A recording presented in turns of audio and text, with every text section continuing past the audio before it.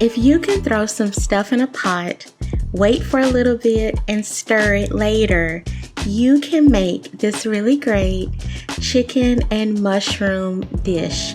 It's like a chicken and mushroom kind of situation with a little bit of a gravy, and I am serving it over rice, but if you're doing your keto thug thizzle, just don't serve it with rice. Just eat the chicken and add some extra mushrooms. So that's how you can make it keto. Let's go ahead and take a look at the ingredients. So you will need some chicken. I am using some chicken that I got from Whole Foods for half off. It's chicken thighs, no skin, no bones. I'm also going to use some olive oil and a little bit of Parmesan cheese, a little bit of butter. It's not low calorie, it's low carb unless you eat the rice. And then you'll need some mushrooms. And this is chicken stock. I'll show you how to make the chicken stock a little bit later.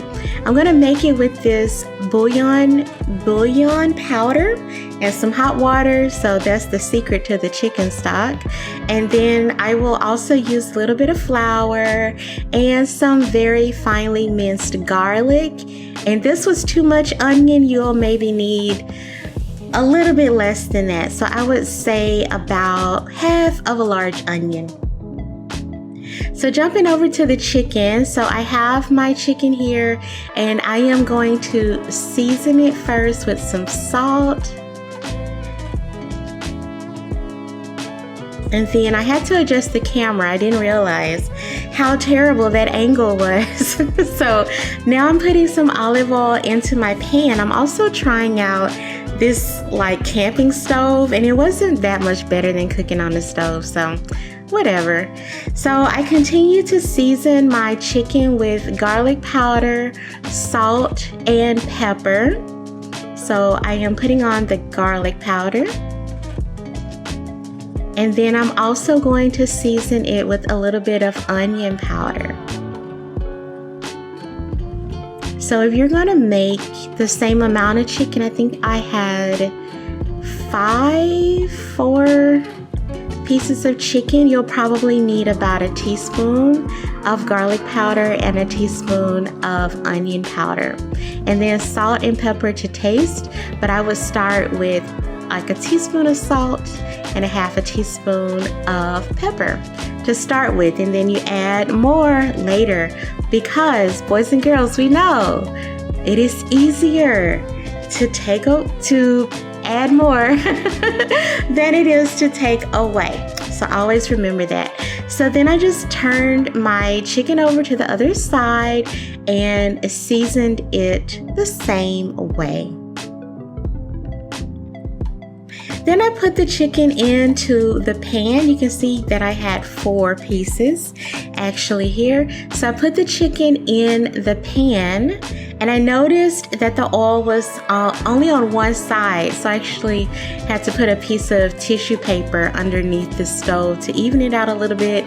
And that didn't work perfectly. Next video, we'll just be back at the regular stove, folks. Don't know why I was trying to be fancy. So all you have to do is brown the chicken, or cook the chicken until it is a little bit browned. And do you see all of those little bits there at the bottom? They look a little dark. So you are going to leave those in there. So don't wipe your pan out. You don't have to clean it out or anything. Just leave that in there, and then melt your butter and add your onions. Stir those onions around, and as you can see, I'm using like a wooden flat bottom spoon, and you can just gently scrape up all of those little crusty bits, because those crusty bits are free flavor. Next, after the onions have softened, I moved on to the mushrooms. So these mushrooms were already cleaned and sliced. So I just take them directly from the pan, from the little carton, and dump them right into the pan. If you would like to do more than that, you be my guest. You be my guest. I am totally fine after eating this.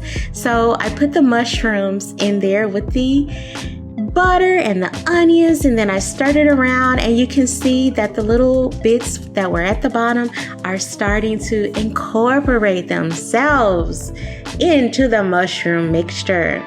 So now the mushrooms have cooked down a bit, and then you stir in garlic. Do you see what I mean? You put something in a pan, you let it cook on medium heat, you let it kind of cook down a little bit, you stir it, and then you put something else in the pan, let it cook down a little bit, and you stir it. This is fantastically easy and deceptively delicious. So after putting in the garlic, you know the drill, let it sit in there and cook for a little bit. So next we're going to move on to the flour. So kind of try to distribute the flour a little bit across the pan, and then go ahead and stir it in. The flour, just this little bit, this was only, I think, 2 tablespoons of flour.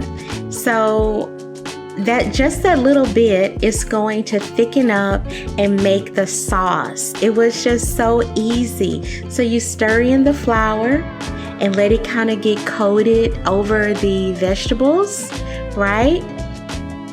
And then add a splash of cream.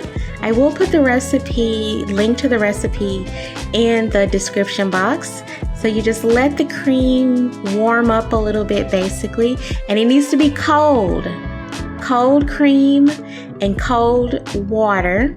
You can also use milk or half and half, because the flour will help to make the sauce thick. I think the recipe actually called for milk, but I didn't have milk. I had cream, so I cut it with half water. And then to continue making the sauce, I am adding in the chicken stock. So to make the chicken stock, I just used a little bit of the bouillon powder and some hot water and dissolved it like a tea. And then that will create like a chicken stock beverage. Well, not a beverage, you're not gonna drink it, but a solution. That's a nice word from middle school science class. So just stir it in, and you see in real time, no cuts, no edits, y'all. You see in real time how it all comes together. Look at how beautiful and velvety and creamy and fantastic this looks. So now I'm going to take the brown chicken and put it back into the sauce to let it continue to cook. So to cook all the way through and get done and the whole thing and get incorporated back into the sauce. And all of those little pan drippings and such that's on your plate or whatever, make sure to put those back in the pan. You're not going to throw away free flavor, are you? No, we don't throw away stuff. That's crazy. So now I'm adding a little bit of water. So as your sauce continues to cook, if you see that it's getting a little bit more thick than you would like it to, just add a little bit of water.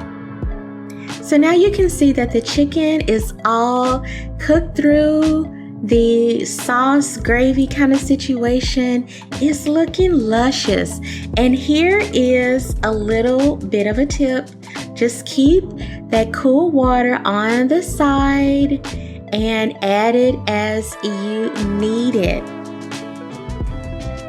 just to make sure that the sauce is the consistency that you like. The last thing to add is a little bit of Parmesan cheese. I personally did not find that the Parmesan cheese added that much more flavor to this, but it was in the recipe, so I tried it the right way this first time.